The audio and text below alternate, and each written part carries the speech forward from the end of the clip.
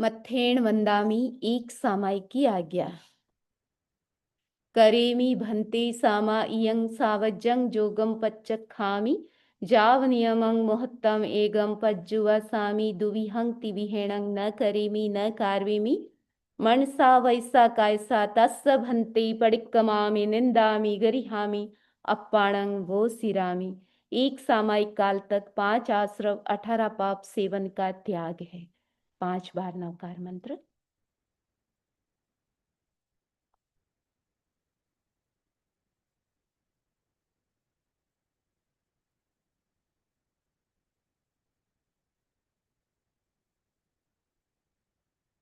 ओम। सबके हाथ जुड़े हुए नमस्कार महामंत्र का समुच्चारण करेंगे हम सभी। ओम नमः हंताणम। ओम नमः सिद्धाणम। ओम नमो आयर्याणम। ओम नमो उवझायाणम। नमलोए सब सागुणम। एसो पंच नमकारो। सब पाप पणासनो मंगलाणं च सभ्यसिं पढमं हवै मंगलम। पढमं हवै मंगल। सबसे पहले एक भजन। जीवन एक वीणा है, इस पर गाना सीखो। जीवन एक वीणा है, इस पर गाना सीखो। यह मीठा झरना है, अमृत पाना सीखो। जीवन एक वीणा है, इस पर गाना सीखो। वीणा के तारों को तुम ढीला मत छोड़ो। वीणा के तारों को तुम ढीला मत छोड़ो। ना खींच खींच ज्यादा इन तारों को तोड़ो। संगीत मधुर इसमें तुम बरसा ना सीखो। संगीत मधुर इसमें तुम बरसा ना सीखो। जीवन एक वीणा है, इस पर गाना सीखो। इस बगिया में कांटे गुल भी पाते हैं। जो जैसा बोते हैं वो वैसा पाते हैं। कर फूलों की खेती तुम मुस्काना सीखो। जीवन एक वीणा है, तुम इस पर गाना सीखो। सूरज से सीखे हम जय ज्योतिर्मय जीवन। चंदा से सीखे हम उज्ज्वल शीतल तन मन। बादल जूं करुणा जल तुम बरसा ना सीखो। बादल जूं करुणा जल तुम बरसा ना सीखो। जीवन एक वीणा है, इस पर गाना सीखो। जिसके मिल जाने पर जग मिल जाए सारा। तेरे में रूप छिपा वह चिन्मय का प्यारा। भीतर की गंगा से जी भर नाना सीखो। भीतर की गंगा से जी भर नहाना सीखो। जीवन एक वीणा है, इस पर गाना सीखो। यह मीठा झरना है, अमृत पाना सीखो। जीवन एक वीणा है, इस पर गाना सीखो।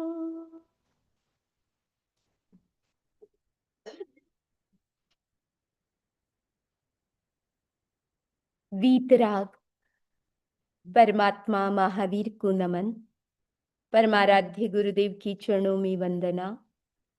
यहाँ उपस्थित अध्यात्म प्रेमी भाइयों और बहनों, आज का हमारा विषय ब्रेथ एंड स्पिरिचुअलिटी। हम सभी प्राण से परिचित है। जो प्राण धारण करता है वह प्राणी है। एकेंद्रिय से लेकर पंचेंद्रिय तक तीनों लोकों में जितने भी जीव है सब प्राण धारण करते हैं, श्वास लेते हैं, इसीलिए वो प्राणी कहलाते हैं। तो आप सबको ये तो विदित है कि जो प्राण धारण करे वो प्राणी, जो श्वास लेता है वो प्राणी। इसलिए श्वास का संबंध जीवन से है, श्वास का संबंध मृत्यु से भी है। जब श्वास रुक जाता है तो जीवन समाप्त हो जाता है। तो श्वास का संबंध जीवन से, श्वास का संबंध मृत्यु से, और श्वास का संबंध स्वास्थ्य के साथ भी। जब हेल्थ के इश्यू बनते हैं तो सब जानते हैं श्वास में क्या प्रॉब्लम आ गई है, क्या कमी हो गई है। जब श्वास नहीं आता है तो ऊपर से सपोर्ट ली जाती है। तो यहां तक तो सब जानते हैं। और अब और फिटनेस और जुड़ गया है। व्यक्ति फिट, अपने आप को फिट रखना चाहता है, उसके लिए भी लोग एक्सरसाइज करते हैं, ब्रीदिंग एक्सरसाइज करते हैं।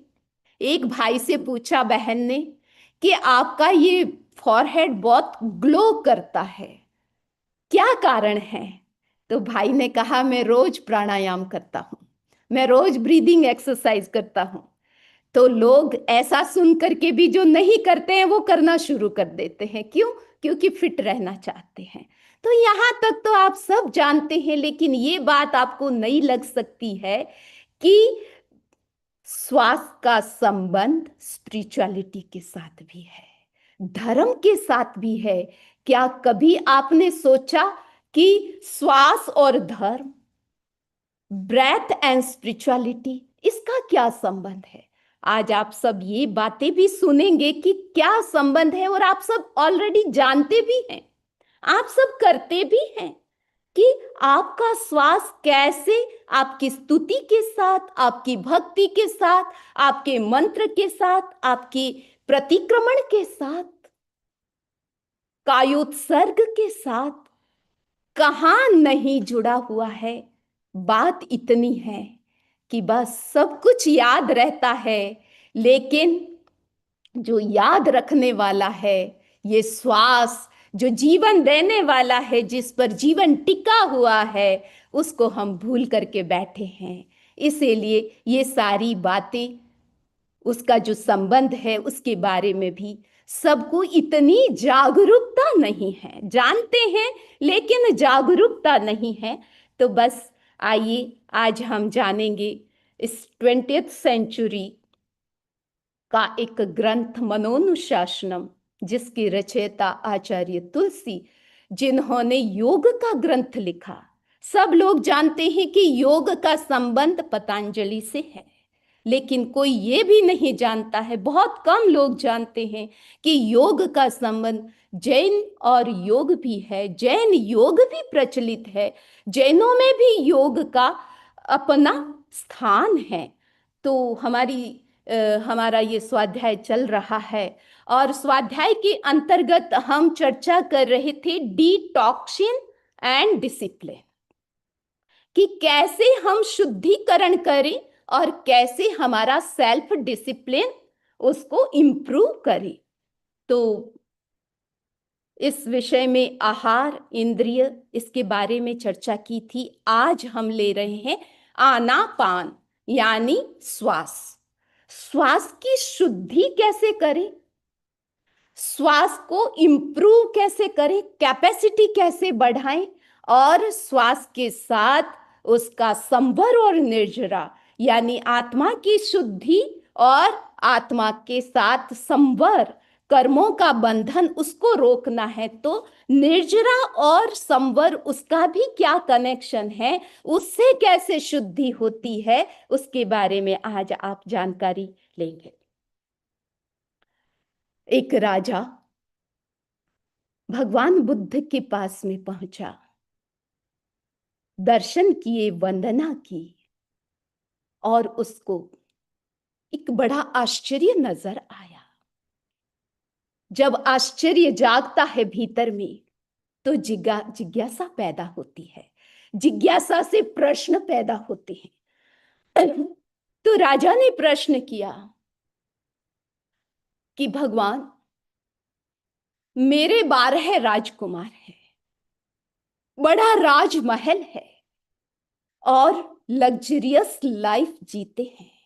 लेकिन आज मैंने बड़ा आश्चर्य देखा कि जो खुशी आपके शिष्यों के चेहरे पर नजर आ रही है, जो शांति, जो प्रसन्नता, वो मेरे राजकुमार के चेहरों पर नजर नहीं आती है। क्या कारण है? उनको कोई तरह की कमी नहीं। उनके कहने से पहले तो सब चीज रेडी हो जाती है। लेकिन क्यों ये सब कुछ मिस है वहां? भगवान बुद्ध ने कहा, बहुत शॉर्ट में जवाब दिया कि मेरे सारे शिष्य वर्तमान जीवी है। आपके राजकुमार वो सेटिस्फाइड नहीं है। वो या तो पास्ट में डूबे हुए हैं या फ्यूचर से जुड़े हुए हैं। उनके भीतर में डिजायर है, उनके भीतर में डिमांड है। वो जो कुछ है उससे खुश नहीं, इसीलिए वो सब उदास है। तो बात आई है वर्तमान जीवी। आप सभी अपने आप से पूछें, हमारे साथ पास्ट भी जुड़ा हुआ है। अभी हम जी रहे हैं, ये वर्तमान है। और कल क्या करना है, शाम को भी क्या करना है, फ्यूचर भी हमारे साथ जुड़ा हुआ है। लेकिन हमारा ज्यादा टाइम किसके साथ जुड़ा हुआ है? हम किससे जुड़े हुए हैं? फ्यूचर से ज्यादा है या पास्ट से ज्यादा है? कुछ लोग हैं, वो अपने जीवन में पास्ट में बहुत ज्यादा जीते हैं, उस पास्ट को भुला नहीं सकते हैं। ऐसी घटना जीवन में घटती है, वो दिमाग से निकलती नहीं है। जैसा कि अभी 3 दिन पहले जो अहमदाबाद में घटना घटी, इतनी सहज नहीं है कि उसे भुला देना। क्योंकि अचानक जीवन में ऐसी ऐसी स्थिति आती है, उसे भूल पाना बहुत मुश्किल है। तो पास्ट में व्यक्ति वर्षों तक पास्ट में ही जीता है, वो अपने आप को नॉर्मल नहीं बना पाता है। और जब वर्तमान स्थिति ठीक नहीं होती है तो व्यक्ति फ्यूचर की चिंता करता है। तबीयत भी ठीक नहीं है तो फ्यूचर की चिंता करता है। तो हमें ये सोचना है कि हम ज्यादा कनेक्टेड किससे हैं? हम फ्यूचर से हैं या पास्ट से हैं? या कभी कभी हम वर्तमान में भी आते हैं? अगर हम वर्तमान में आना चाहते हैं, यदि आपकी भी ये समस्या है कि मैं ज्यादा पास्ट में रहती हूं, मैं भुला नहीं पाती हूं पास्ट को, मैं रहना चाहती हूं प्रेजेंट में, लेकिन कैसे रहे? तो सीधा सा आज आप तरीका सीखें जो हमारे आचार्यों ने सिखाया है। आचार्य महाप्रज्ञ जी की हमको मोर देन 300 से ज्यादा बुक हमें उपलब्ध है। लेकिन उन्होंने मेडिटेशन से रिलेटेड जितनी बुक्स लिखी, एक भी बुक आपको ऐसी नहीं मिलेगी जिसमें वर्तमान की बात नहीं कही हो, जिसमें श्वास की बात नहीं कही हो। तो आज आपको मैं आपके सबके प्रश्न का जवाब, आपकी समस्या का समाधान जो गुरुदेव ने दिया, वो मैं आपको देना चाहती हूं। अगर आपको पास्ट को कंट्रोल करना है, पास्ट में जाना तो पड़ता है जब जब जरूरत होती है तब, लेकिन जब जरूरत नहीं है उसको अगर उसका दरवाजा बंद करना चाहते हैं, पास्ट को रोकना चाहते हैं और फ्यूचर को की चिंता से भी मुक्त होना चाहते हैं, वर्तमान में आना चाहते हैं, तो आने का एक ही तरीका है, वो है श्वास। जब जब आपको श्वास याद आएगा, श्वास तो अभी चल रहा है लेकिन हम अवेयर नहीं है। जब जब आप श्वास के साथ होंगे, उस समय आप न पास्ट में होंगे न फ्यूचर में होंगे, आप वर्तमान में होंगे, आप प्रेजेंट में होंगे। If you want to live in present, be aware of breath. आप दिन में 100 बार, 200 बार, 400 बार, 500 बार और 1000 बार ये अवेयरनेस ला सकते हैं। जब जब आप श्वास को याद करेंगे, उस समय आप कहाँ होंगे? आप अपने साथ होंगे, अभी प्रेजेंट लाइफ के साथ होंगे। जब आप प्रेजेंट के साथ होंगे तो बहुत कुछ बातें जुड़ी हुई है प्रेजेंट के साथ। जब आप प्रेजेंट में होते हैं तो पास्ट का दुख, फ्यूचर का दुख उस समय नहीं होता है। तो उस समय आप दुख से मुक्त हो सकते हैं, स्ट्रेस से मुक्त हो सकते हैं।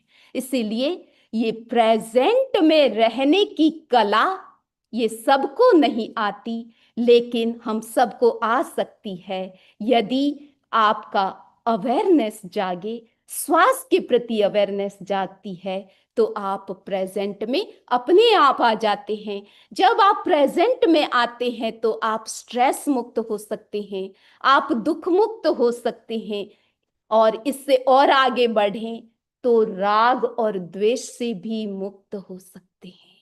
ये वर्तमान क्षण की शक्ति है। इसे समझे कि हम कर्म बंधन से मुक्त हो सकते हैं एक क्षण के लिए, जिस समय हम वर्तमान में रहते हैं। और वर्तमान में नहीं रहते हैं तो हमारी हालत उस हस्बैंड की तरह होती है जिसकी 2 पत्नियां हैं। अभी आप सब समझ गए, 2 पत्नियां कैसे भी हो, कहीं भी रहती हो, एक इस कंट्री में एक और दूसरी कंट्री में, तो भी मुश्किल होता है। लेकिन एक पति के 2 पत्नियां थी, एक ऊपर रहती थी, एक नीचे रहती थी, घर भी एक ही था।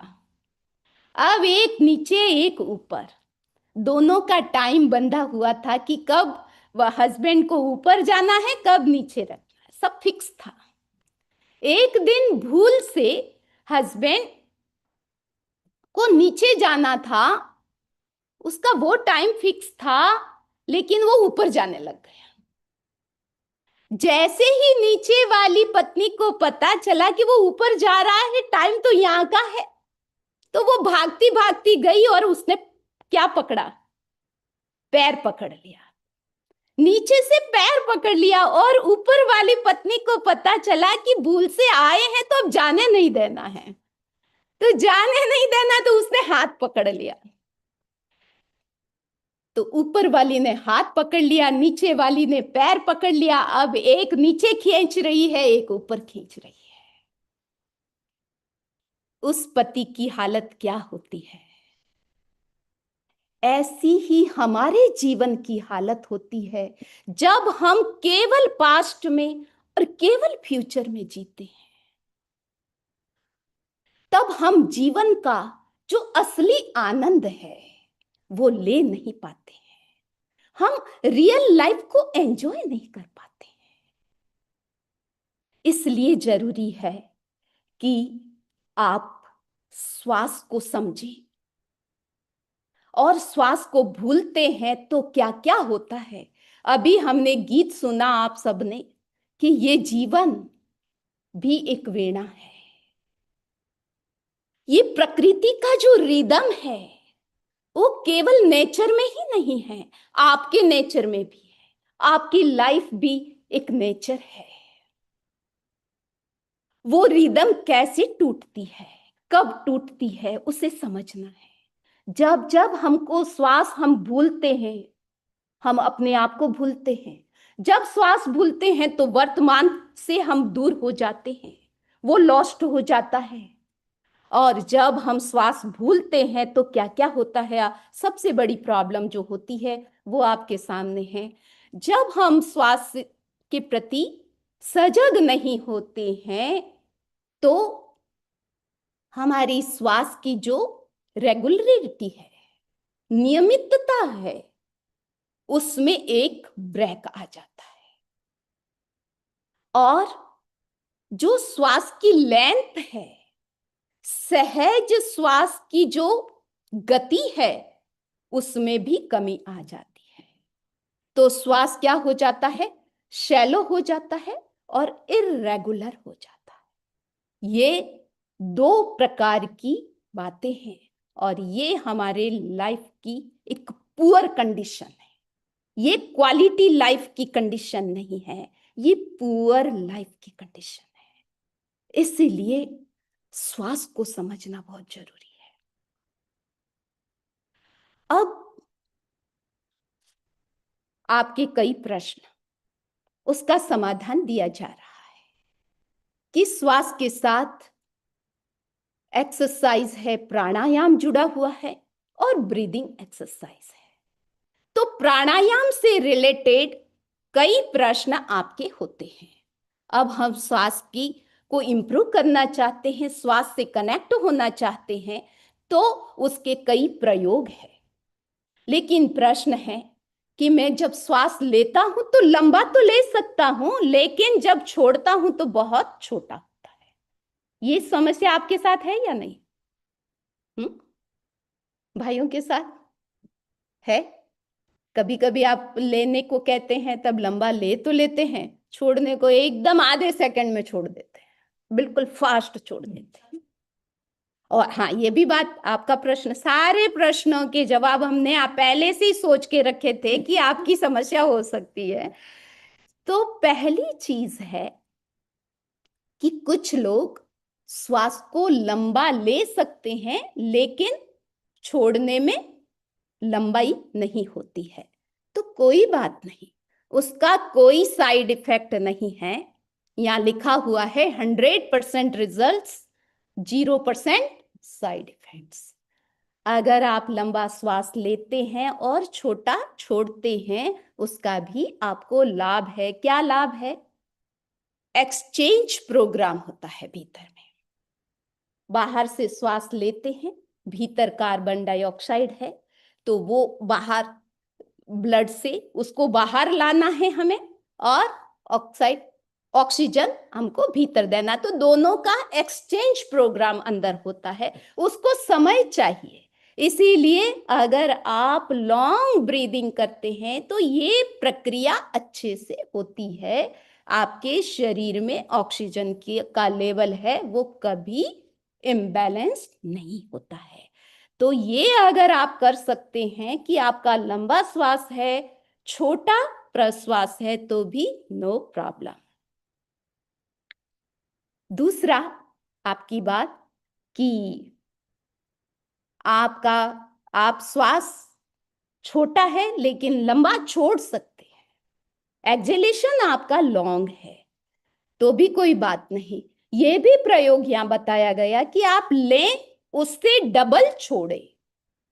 अभी जो योगा एक्सरसाइज कराई जाती है कि आप 4 टाइम तो लें, 8 टाइम छोड़ें, तो यही बात यहां बताई जा रही है कि आप जितना लेते हैं उससे डबल एक्सहेलेशन में टाइम लगाएं। उसमें भी 100% रिजल्ट्स, 0% साइड इफेक्ट। तीसरा है इक्वल, कि आप जितना श्वास लेते हैं उतना ही छोड़ना है। तो 50-50 ये भी आप किया जा सकता है। आपको सारे ऑप्शन बताए जा रहे हैं कि आप क्या कर सकते हैं, लेकिन आपको करना है। तो ये भी बताया जा रहा है कि 20 श्वास ले तो 20 की काउंट करते हुए छोड़ सकते हैं। एक सूत्र आता है, ज्ञान क्रियाभ्याम मोक्ष है। अभी आपको मैंने आपके प्रश्नों के जवाब दिए हैं, 3 प्रकार की बातें आपको बताई गई है, लेकिन ये ज्ञान तो हो गया। तो स्वाध्याय में केवल ज्ञान ही करके जाना नहीं है, आगे कहा है क्रिया, ज्ञान के बाद क्रिया, उससे मोक्ष मिलता है।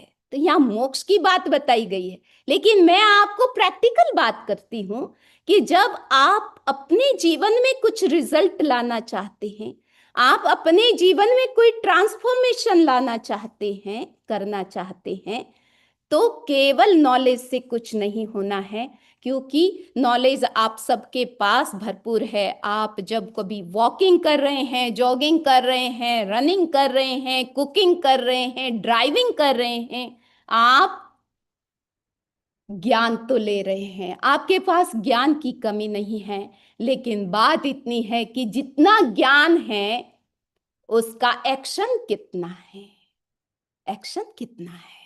तो हम ज्यादा तो नहीं कहते हैं, लेकिन टेक अ बेबी स्टेप, एक छोटा सा कदम। आज का स्वाध्याय आपको यही कहेगा कि आप ज्यादा नहीं, बड़ा कमिटमेंट नहीं, 1 घंटे का नहीं, आधे घंटे का भी नहीं, लेकिन जितना छोटा, 2 मिनट का, 3 मिनट का, 5 मिनट का छोटा सा संकल्प आज आपको लेना है, ज्ञान करके क्रिया करनी है, एक्शन करना है। तो ये बात हम आपको बताने जा रहे हैं। तो लेट्स स्टार्ट। आप कैसे शुरू कर सकते हैं? क्योंकि अभी तो मैं बोल रही हूं, आप सुन रहे हैं, अभी अभी तो याद है, घर जाते ही सब कुछ भूल जाएंगे, समनी जी ने क्या कहा था। मान लीजिए आज आज याद रहेगा, कल भूल जाएंगे, या नेक्स्ट वीकेंड आएगा तब तक भूल जाओगे। ठीक है। और कई लोग कहते हैं समनी जी, कोई भी चीज शुरू करते हैं, 2-3 दिन चलता है, कब रुकती है यही नहीं पता चलता। ऐसा भी होता है।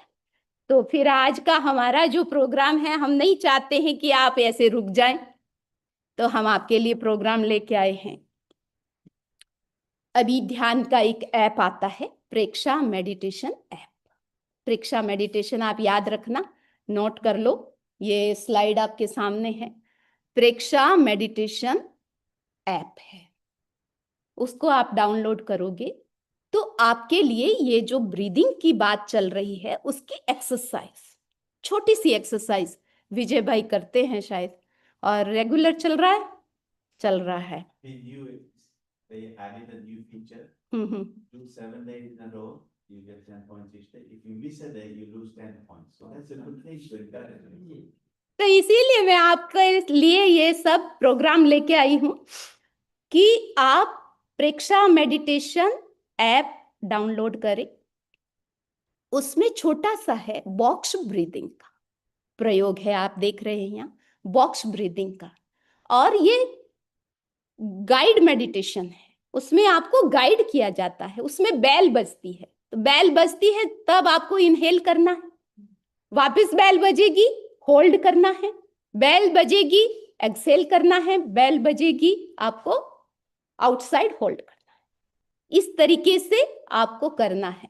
आपको लगेगा कि आप क्या करते हैं, आप कोई गेम खेल रहे हैं, एक एक्टिविटी कर रहे हैं, आपको बहुत अच्छा लगेगा और आपको एक नई हैबिट आपके जीवन में, और उसके साथ साथ रिमाइंडर भी आता है, रिमाइंडर आएगा कि आपके मेडिटेशन का टाइम हो गया है, सोने से पहले, उठते समय। तो ये अच्छा तरीका है कि आपको बेबी स्टेप से आगे बढ़ना है। तो आप ये जरूर प्रेक्षा मेडिटेशन ऐप आप जरूर डाउनलोड करें और आज से ही बॉक्स ब्रीदिंग शुरू करें। तो ये ब्रीदिंग की जो अवेयरनेस मैं आपको बता रही हूं, और एक सरल जानकारी, अभी हम एक स्वाध्याय कर रहे हैं, बहुत ही बेसिक चीजें हैं, बेसिक नॉलेज है जिसमें हम कुछ ना कुछ भूल कर देते हैं, छोटी छोटी मिस्टेक होती है। तो आज आप सभी बैठे हैं, आप जानना चाहेंगे कि हमारा जो ब्रीदिंग प्रोसेस चल रहा है उसमें आपको टाइम देने की जरूरत नहीं है। आप कुछ भी कर रहे हैं, आप नॉर्मल अपनी लाइफ जी रहे हैं, सारी एक्टिविटी कर रहे हैं, लेकिन उस समय भी आपकी ब्रीदिंग की जो कंडीशन है वो कैसी होनी चाहिए उसको समझना है। तो वो है रिदम, आपके श्वास की रिदम नहीं टूटे। जैसे वीणा का तार टूट जाता है तो संगीत नहीं निकलता है, इसी तरह ये श्वास जब आप पास्ट में जाते हैं, जब आप टेंशन में होते हैं, जब आप बहुत हरी में होते हैं, उस समय हमारे श्वास की रिदम टूट जाती है। उस रिदम को आप बार याद करके उसको वापिस रिदम में ला सकते हैं। कैसे लाओगे, क्या करोगे? पहला काम आपको क्या करना, बहुत सिंपल है। सबसे पहला काम करना है, आज से ही शुरू करें, अभी बैठे बैठे शुरू करें, कि आपकी अपनी श्वास की जो स्पीड है, ठीक है, आप स्पीड लिमिट से परिचित हैं। कहाँ कितनी स्पीड आती है, उससे आगे जाते हो तो क्या होता है, सबको पता है। तो आपकी स्पीड, श्वास की स्पीड को समझिए, और इस स्पीड के साथ एक बात है कि आप इस स्पीड को कितना कम कर सकते हैं उतनी कम करें। श्वास की स्पीड को बढ़ाने की कहीं जरूरत नहीं है। कोई भी आपकी क्रिया ऐसी नहीं है कि आपको स्पीड बढ़ानी है। तो अभी आप अपनी अपनी स्पीड को चेक करें कि श्वास की स्पीड से आप फैमिलियर हैं या नहीं। कैसी स्पीड है इसकी, वो वेवरिंग है या नहीं, स्टेबल है कि उसमें कंपन आ रहा है। आप अपने श्वास का निरीक्षण करें। पहली बात क्या है, स्पीड को देखना है, स्पीड को जानना है, और स्पीड को कितना कम कर सकते हैं उतना कम करना है। उससे होगा क्या, आप ही बताएं, कभी किया है तो आप बता सकते हैं। अगर आपकी श्वास की गति तेज थी, उसको आपने स्लो किया तो क्या हुआ? कोई बता सकता है? किसी का भी एक्सपीरियंस हो सकता है आप में से। बॉडी रिलैक्स होती है, माइंड शांत होता है। बिल्कुल कनेक्शन तो है ही, श्वास के साथ माइंड का है, श्वास के साथ बॉडी का है। बॉडी पार्ट्स, सारे के सारे बॉडी पार्ट्स, पूरा बॉडी सिस्टम, जितने आपके 7 टाइप्स के जितने सिस्टम हैं, वो सारे किसके साथ कनेक्टेड है? ब्रीदिंग के साथ। अगर आपके ब्रीदिंग की रिदम टूटती है, उसका असर पूरे बॉडी सिस्टम पर पड़ता है। If you want to heal yourself, you can heal through this practice. इसलिए उसकी जो स्पीड बढ़ती है, रिदम टूटने का मतलब है कि आपने उसकी स्पीड को ज्यादा कर दिया है, बढ़ा दिया है। इसीलिए स्पीड जैसे ही कंट्रोल में आती है, आपकी ब्रेथ की जो रिदम है वो, हाँ,